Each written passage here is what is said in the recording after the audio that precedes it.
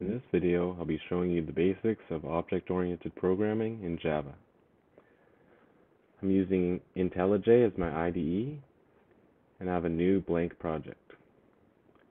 I'm going to right-click the source folder, go New Java Class. I'm going to call this main, and then I'm going to create a PSVM, and then go tab. And this creates a public static void main. And this tells the program where to start executing when you press run. So it's public so that anything can access this. It's static because we don't want to instantiate main. We just run main. And it's void because it returns nothing. Let's create a second class called dog. And what a class is basically an outline for an object. So a dog might have many attributes or fields, and we're going to have these be private. First one, let's have an integer age. So an integer is just a non-decimal number. And then private string name. String is just any sequence of characters.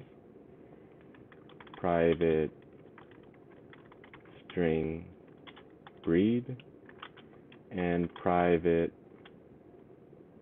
double weight. Double is just a decimal number. Next, I'm going to right click here and click on generate, and then constructor. Then shift click to select the whole list and press OK. So the constructor is what is run when you first create an object. So when we create the dog object, we want 4 parameters to be passed in: an age, name, breed, and weight. And once they are passed in, we want to set the age of the dog, the specific dog we just created, to the age we just passed in. So these fields are going to be equal to the ones you set to it. And it's public because we want any class to call it. Next, we want to have getters and setters. So if we add these allow us to call functions on the object. So we can call getAge, which returns the age of the dog, or setAge. We can assign it a different age than we did when we first created the object, and so for the other attributes. And we do this because sometimes some of these private fields we don't want to be accessed. So we only have getters and setters for the attributes we want to be visible.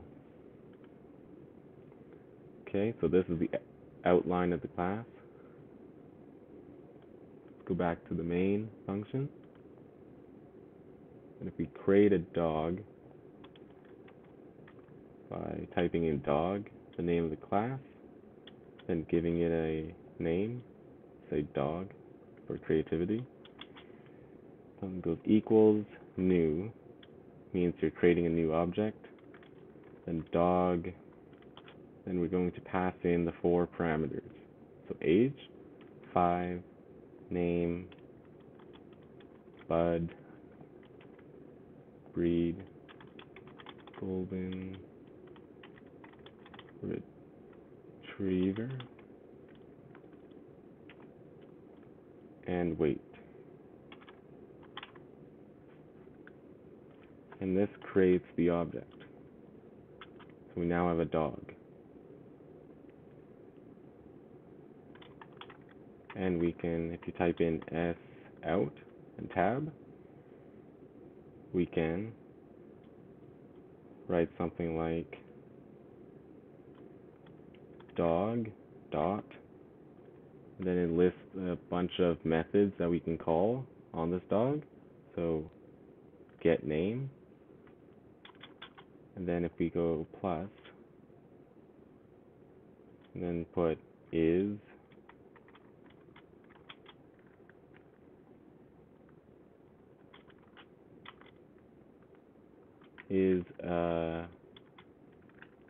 and then we can put dog dot get breed,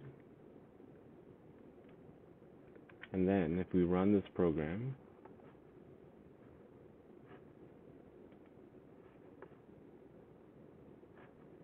by right clicking on main, and if you go run main,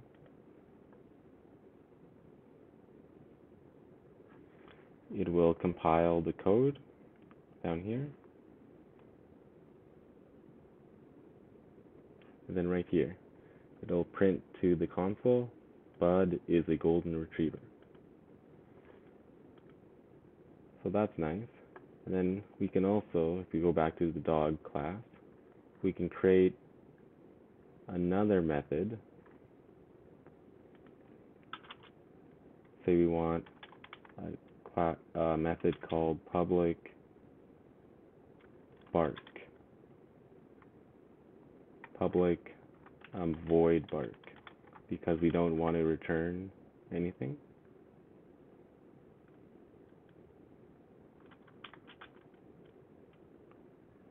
All we're going to do here is s out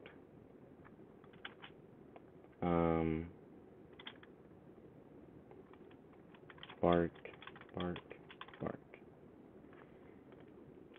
And so say it's the sound a dog makes, so you call this method, for example, like this, dog.bark. Then you can keep going and create more methods for whatever you want the dog object to be able to do. And so if we run this again,